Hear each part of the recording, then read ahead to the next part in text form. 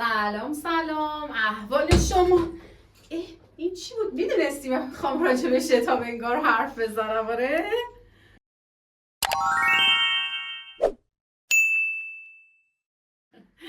ای خدا، سلام سلام، احوال شما چطورین؟ دیگه میخوایم جدی شروع کنیم. شتاب رو دیدید، یه مرحله توپ پرتاب شد، شتاب حرکت توپ رو دیدین، لمسش کردین. امروز میخوایم راجع به حرکت غیر یک نواخت، یعنی حرکت شتابدار صحبت کنیم. پس بحث امروزمون حرکت شتابداره. اولین چیزی که باید بدونیم اینه که آقا جان دیگه حرکت ما یک نواخت نیست، یعنی سرعتمون دیگه ثابت نیست، تموم شد. همه اون چیزی که راجع به سرعت ثابت گفتیم دیگه اینجا وجود نداره. حرکت ما شتاب داره، یعنی حرکت با سرعت متغیر، چیزی که شما روزمره بیشتر میبینین، لمسش میکنین، اینو بیشتر درک میکنین، چون ما خیلی کم پیش میاد سرعتمون ثابت باشه. یه دوره یا یه مدت زمان خیلی کوتاه میتونه باشه، ولی اکثر حرکت های ما مثلا بخوایم از خونه تا مدرسه یا برعکس یا هر جا که میریم و بررسی کنیم، اول تند شونده است، بعد ممکنه یه مدت بشه یک نواخت، بعد کند شونده و هی سرعت در حال تغییره. کیلومتر شماری که روی اتومبیل نصبه در واقع داره سرعت رو تو هر لحظه نشون میده.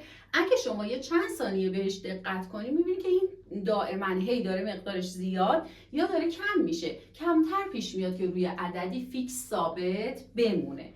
خب حالا اول به من بگو بابا جان، شتابو من با چی نشون میدم؟ شتابو با آ نشون میدیم. شتاب آه، واحدش چیه؟ واحدش متر بر مجذور ثانیه است. از اونجا که ما قرارمون شد که همه چیز رو با دلیل بگیم، الان شما میتونی از من پرسی چرا متر بر مجذور ثانیه؟ بهت میگم به خاطر این که اولا شتاب از چی به دست میاد؟ شتاب یعنی بچه‌ها تغییرات سرعت در واحد زمان. فرض کنید که شما دارین یه ماشین خیلی پرسرعت مسابقه‌ای میخواین بخرید. اولین چیزی که براتون مهم میشه شتاب حرکت اون ماشینه.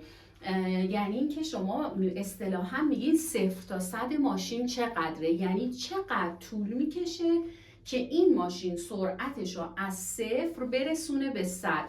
برای اونایی که مسابقه میدن، نمیدونم دوست دارن، عاشق سرعتن و دنبال ماشینای این شکلی هن، شتاب حرکت در واقع مهمه. چرا؟ چون شتاب میشه تغییرات سرعت، یادتونه گفتیم دلتا یعنی تغییرات سرعت به تغییرات زمان.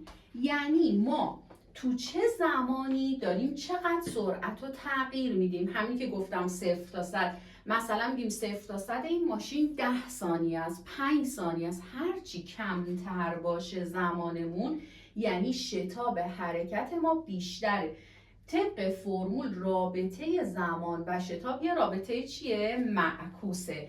پس هرچی زمان کمتر شتاب بیشتر. خب حالا بیا اینو برای من دوباره بازش کن. دلتای وی شماها دیگه میدونین تغییرات سرعت، گفتم هر جا دلتا دیدی یعنی ثانویه اون کمیت رو از اولیش بیا چیکار کن؟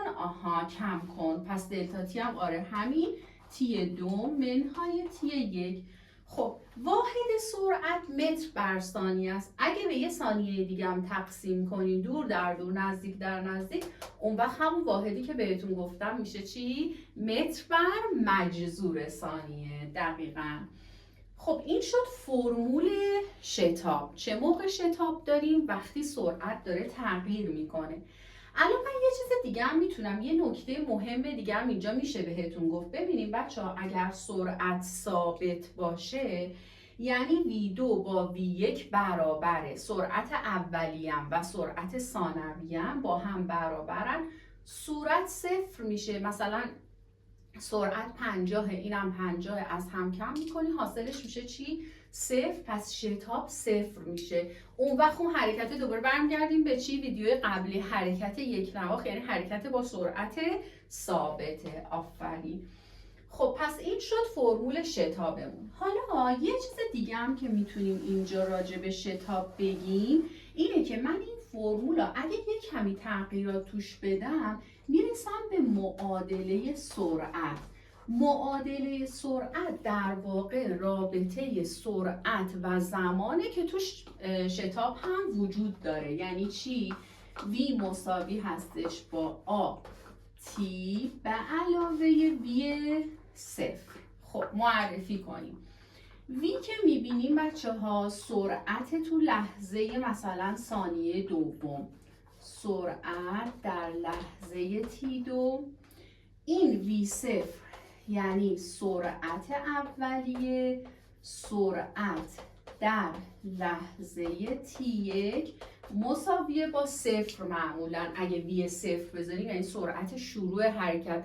در شروع حرکت اگر متحرک از حال سکون شروع کنه به حرکت حتما سرعت اولیه‌اش صفره. بله، پس این شد معادله سرعت زمان یا معادله سرعت که در این معادله A هم همونطور که میدونید شتابه و ما داریم رابطه بین سرعت و زمان رو بررسی میکنیم. فقط توی این معادله یه بار به جای A و یکم به جای V صفر مقدار بذارید و دیگه شماها هیچ کار دیگه ای نکنید. وقتی میخواین معادله بنویسید فقط به جای A و V صفر مقدار بذارید. مثال بزنم براتون. چی میگی؟ با مثال بگو من بفهمم.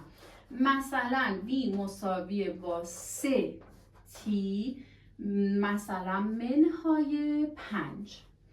خب این یعنی چی؟ یعنی که متحرک شتاب حرکتش بچه ها 3 بوده و سرعتش موقع شروع حرکت منفی 5 متر بر ثانیه بوده. از این معادله حرکت، معادله سرعت میفهمم که شتاب من 3 و سرعت اولیه من منفی 5.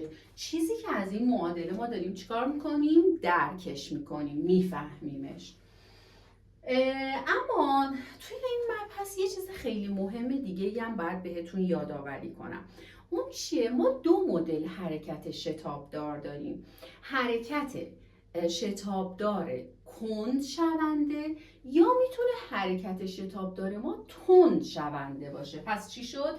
یکی کند شونده و یکی تند شونده. پس حرکت شتابدار 1 تند شونده، 2 کند شونده. خب بیاییم اینا رو حالا ببینیم چی میگه. تند شونده چیه؟ کند شونده چیه؟ نمیفهمم چی میگی، قشنگ بگو. میگم خیلی آسونه. اگر تو داری شروع به حرکت میکنی، سرعت تو از حال سکون هی داری از سرعت صفر زیاد و زیاد و زیادتر میکنی، میرسی به یه سرعت زیادتر، یعنی سرعت ثانویت از اولیت بیشتره. این حتما در این حرکت شتاب ما مثبت میشه و حرکت من میشه حرکت تند شونده. خب از اسمش هم پیداست داره تند میشه، یعنی هی داره سرعت من بالا میره.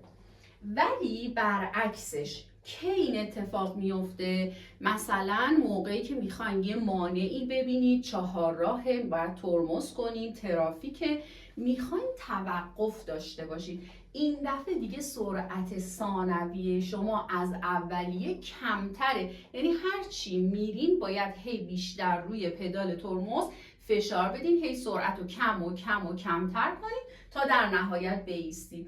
اون وقت سرعت ثانویتون 0، سرعت اولیه دارید، زمان هم که مشخصه بازه زمانی، ولی شتابی که به دست میاد حتما میشه منفی و به این حرکت اون وقت میگیم حرکت کند شونده. البته اینایی که من میگم خیلی خیلی ساده شدهشه. راجع به اینکه سرعت مثبت باشه، شتاب مثبت باشه، جهت حرکت میتونه سرعت و حرکت و نوعش رو عوض بکنه، ما فعلا خیلی بحث نمی کنیم. داریم فیزیک بسیار بسیار آسان رو میگیم، مباحث بیس کار رو یاد بگیرید، بعد کم کم حالا به سخت تریناش هم میرسیم. از شروع کار، از ابتدای کار که ما مبحث رو ساده بکنیم دیگه بعد کار برای شما راحت میشه. قدم به قدم با من انشالله پیش بیاین، لایک کنین، کامنت برام بذارین، سابسکرایب کنین منو که بتونم انشالله برسیم به مراحل بالاتر و سخت‌تر. امیدوارم لذت برده باشید از این ویدیو. خسته نباشید. خدا نگهدار.